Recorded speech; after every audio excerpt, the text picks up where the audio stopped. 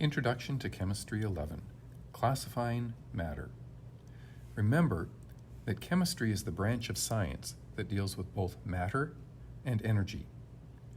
In the previous video, we looked at energy in detail, and we said that energy was anything that was not matter but is able to change matter or to cause a change in matter.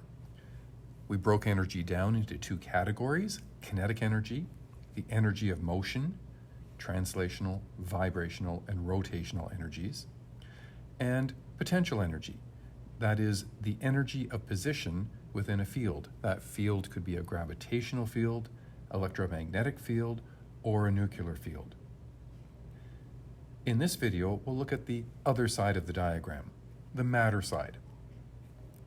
Matter can be subdivided into two very broad categories: pure substances, the kind of matter that is composed of exactly one kind of particle.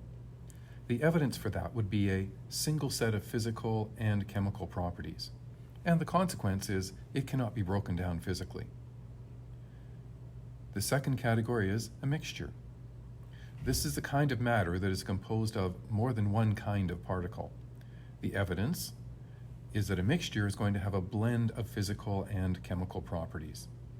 And the consequence of that is that mixtures can be separated or purified by various means, either physical or chemical. That doesn't mean it's easy to purify, but they can be purified. The conversion of mixtures into pure substances is a very big industry in the scientific community. Now let's look at some examples of our two very broad categories of matter. First of all, pure substances. They can be elements or molecules or compounds, and let's talk about the difference. Elements such as pure gold, well, we can find pure gold on the periodic table, as well as tin, element number 50, or even the big one, uranium, number 92, all found directly on the periodic table. We can also find pure substances that are molecules, such as molecular nitrogen, found on the periodic table, but in nature it's found as a diatomic N2. Similar to oxygen gas, oxygen is also found in nature as O2. Directly below oxygen on the periodic table is sulfur, but in nature sulfur likes to be S8. In addition to elements and molecules, we can also have compounds, pure substances which are two or more elements chemically bonded together, such as table salt, sodium chloride, or the slightly more explosive nitrogen triiodide.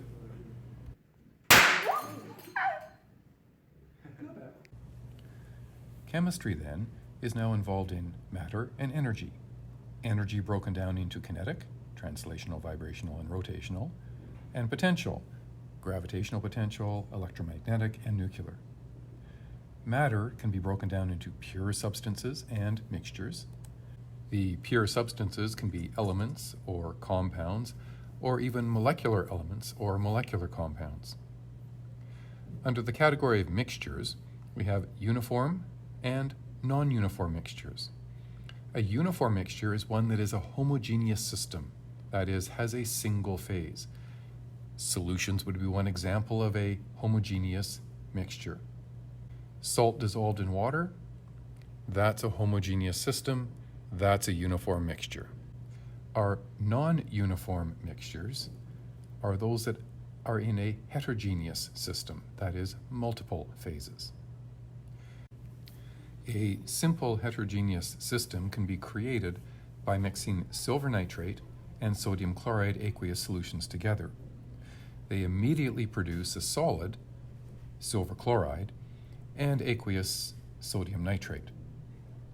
This then is a heterogeneous system, two different phases, the solid silver chloride and the aqueous solution that it is suspended in. After a very short period of time, the solid silver chloride will settle to the bottom and it will no longer be suspended in the solution. Once the suspension has settled to the bottom, we now have a clear colorless solution and silver chloride on the bottom. A quick stir, and it is now suspended once again. Another example of a non-uniform mixture is food. Pretty much everything that we eat is a non-uniform mixture, as well as sedimentary rocks or gravel. These are now observably separate. You can see the different kinds of rocks in gravel. Matter then can now be classified as pure substances or mixtures, elements, compounds, solutions or uniform mixtures, and non-uniform mixtures. The process by which mixtures are turned into pure substance is called purification, or the purification of matter. To isolate various kinds of particles of matter, there must be a technique used to separate them.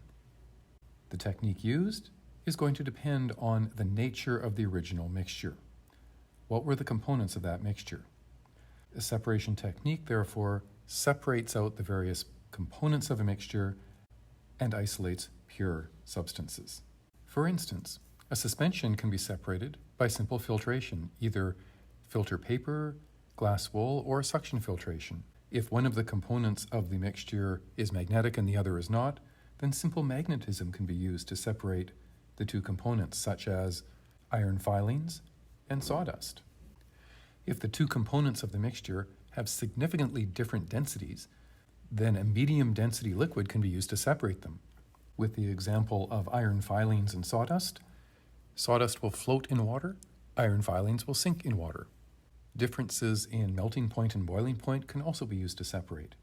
If two liquids have different boiling points, distillation can be used to separate them. If the components have different solubilities, their relative solubilities can be used to separate them, such as thin layer chromatography, column chromatography, or other techniques. Finally, a variety of separation techniques can be used to turn mixtures into pure substances. For that matter, energy can also be converted into matter and matter into energy, but we'll leave that one for our nuclear physicist friends. In our next video, we will talk about the IUPAC method for naming the pure substances, also known as nomenclature. If you found this video helpful, please feel free to share the link with your friends, make comments below, and follow Chemist's Corner.